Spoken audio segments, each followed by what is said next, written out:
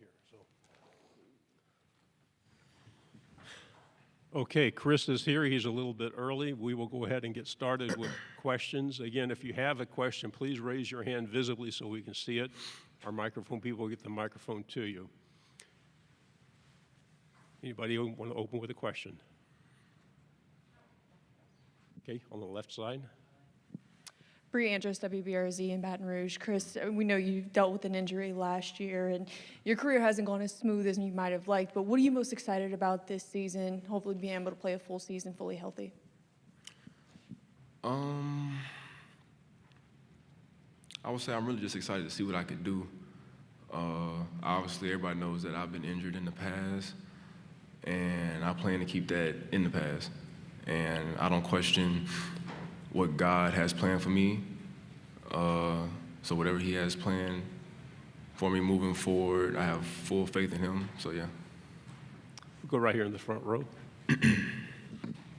Hi, Chris. Can you talk a little bit about your season opener, the Battle of the Tigers, the Battle of Death Valleys, and just a big matchup between probably two top 5 teams coming in, though. What are your thoughts on the way to start the season? For one, I've never been to Clemson, so I'm excited to play there. I heard the atmosphere is electric, so I can't wait to see that, and it should be a good game. And I'm pretty sure y'all heard the main focus in our building has been when we won, so that's what we're gonna try to do. Middle, second row. Olivia Drawdy with LSU Tiger TV. Coach Kelly talked about this morning, just addressing some of the needs at the wide receiver position, but also still making sure that you guys have a lot of veteran support. Can you sort of speak about what you've seen from both of those perspectives? I would say we became more vocal in our room, like leadership-wise, you know what I mean? I feel like that's something that we've been missing in that room. So that's kind of been like the main focus. Middle in the back. A lot of excitement around Dan Peck, ESPN 106.7 in Auburn. A lot of excitement around Garrett after the season he had last year. What can you say about the offseason he's had, improvements, and just expectations for what you think you have at the quarterback position this year? I would say the biggest thing I've seen from him is he took a big step being a leader, like more of a vocal leader, like not just leading the offense, but leading the whole team. And the sky's the limit for him. Like he can do whatever he want to do as long as he continues to put the work in. Right side, third row. Alex Byington on 3. Brian mentioned today that Nick kind of got himself into a bit of a car accident. What did you learn about that? And him and Brown, you know, how they're newcomers. What's that receiver room like right now? So I heard about that this morning. You know what I'm saying? I hope he's okay.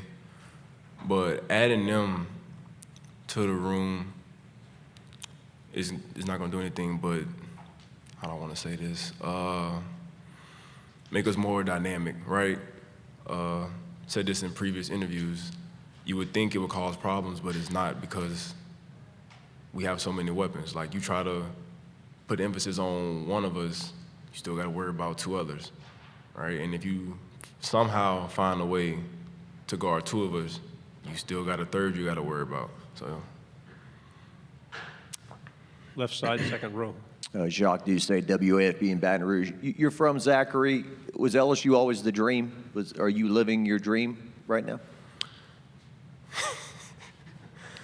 So, I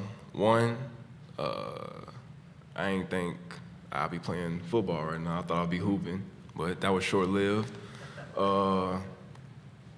Growing up, I grew up, that's when Oregon was good with Marcus Mariota and DeAnthony Thomas and all them. So I was a fan of them. But like I said, staying close to home, like that means everything to me because my parents can come to all the games. They're actually here right now. So that means a lot to me. Right here in the front row.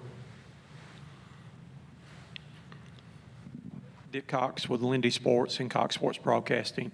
What is your favorite place? I know your home game's electric atmosphere, but what's your favorite road trip venue you like to go to play? That I would like to go to?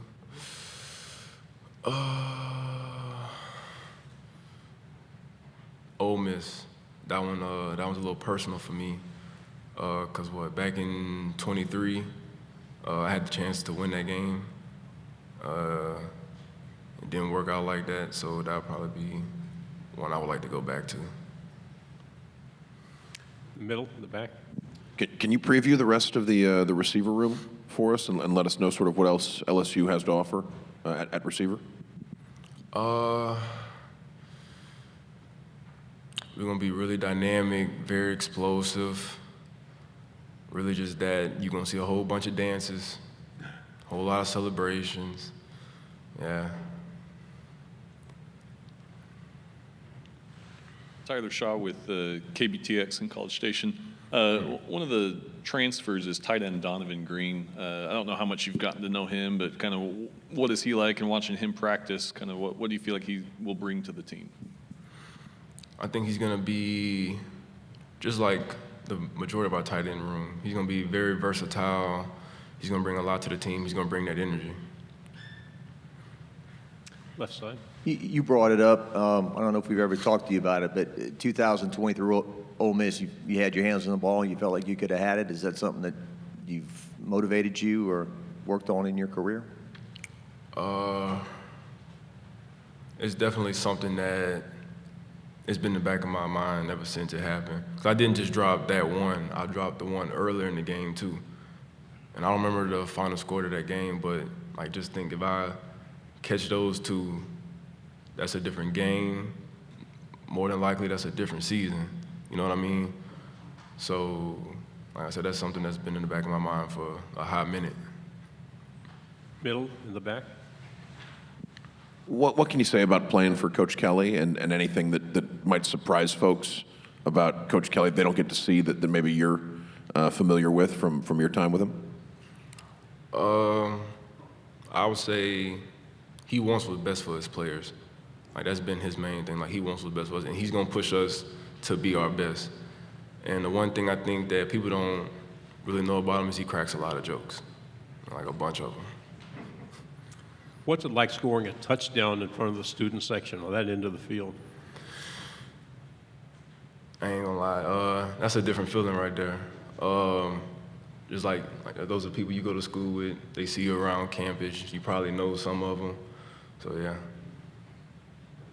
Is it louder in that end of the field?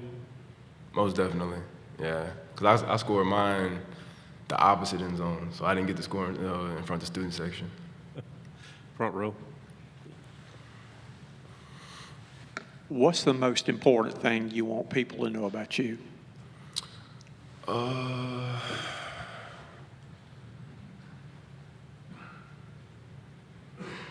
That I've had a rough road, you know. Things haven't gone as planned. I would say one of the best things I did since I've been here was open the Bible and just started reading, you know. That's kind of how I got back to myself, and which I saw the last two games, that's the product of God having his hand on me. Final question here in the middle. Keepy Huggins, WFB. This receiver room is loaded. You're like the old man of this room. You're not very outspoken, so how are some other ways you're able to lead if you're not like the very talkative person? I would say just leading by example, letting my work ethic show for itself, and just bringing along the rest of the room with me. Chris, thank you very much. Thank y'all.